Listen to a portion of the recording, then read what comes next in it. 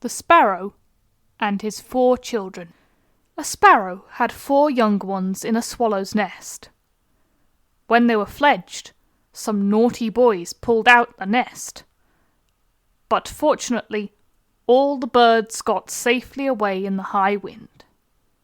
Then the old bird was grieved that as his sons had all gone out into the world, he had not first warned them of every kind of danger, and given them good instructions on how to deal with each. In the autumn, a great many sparrows assembled together in a wheat field, and there the old bird met his 4 children again, and full of joy took them home with him. "Ah, my dear sons, how I have been worrying about you all through the summer, because you had gone away without my teaching. Listen to my words. Obey your father, and be well on your guard. Little birds have to encounter great dangers." And then he asked the eldest where he had spent the summer, and how he had supported himself. "I stayed in the gardens, and looked for caterpillars and small worms, until the cherries were ripe."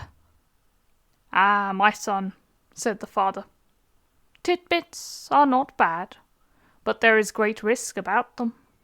On that account, take great care of yourself henceforth, and particularly when people are going about the gardens who carry long green poles, which are hollow inside, and have a little hole at the top."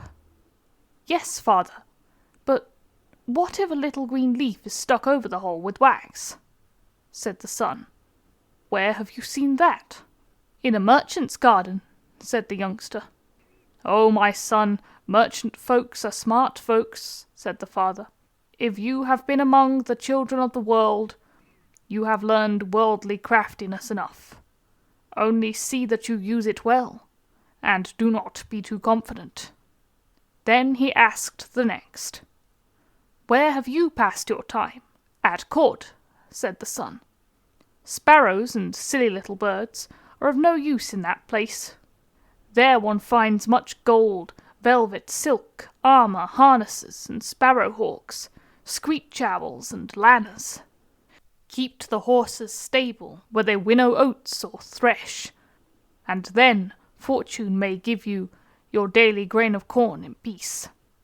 "Yes, father," said the son, "but when the stable boys make traps and fix their gins and snares in the straw, many a one is caught." "Where have you seen that?" said the old bird. "At court, among the stable boys." "Oh, my son, court boys are bad boys. If you have been to court and among the lords, and have left no feathers there, you have learnt a fair amount, and will know very well how to go about the world. But look around you and above you, for the wolves often devour the wisest dogs." Father examined the 3rd also. "Where did you seek your fortune?" "I have cast my tub and rope on the cart roads and highways, and sometimes met with a grain of corn or barley." "That is indeed dainty fare," said the father. "But take care what you are about, and look carefully round, especially when you see anyone stopping about to pick up a stone, for then you have not much time to waste." "That is true," said the son. "But what if anyone should carry a bit of rock or ore ready beforehand in his breast pocket?" "Where have you seen that?" "Among the miners, dear father, when they get out of the pit. They generally take little bits of ore with them. Mining folks are working folks, and clever folks. If you have been out among mining lads, you have seen and learnt something. But when you go thither, beware, for many sparrow has been brought to a bad end by a mining boy throwing a piece of cobalt."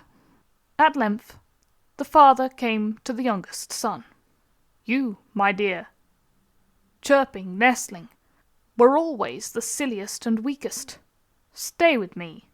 The world has many rough, wicked birds, which have crooked beaks and long claws, and lie in wait for poor little birds and swallow them. keep with those of your own kind, and pick up little spiders and caterpillars from the trees, or the houses, then you will live long in peace. My dear father, he who feeds himself without injury to other people fares well, and no sparrow, hawk, eagle, or kite will hurt him if he commits himself and his lawful food, evening and morning, faithfully to God, who is the creator and preserver of all forest and village birds, who likewise heareth the cry and prayer of the young ravens.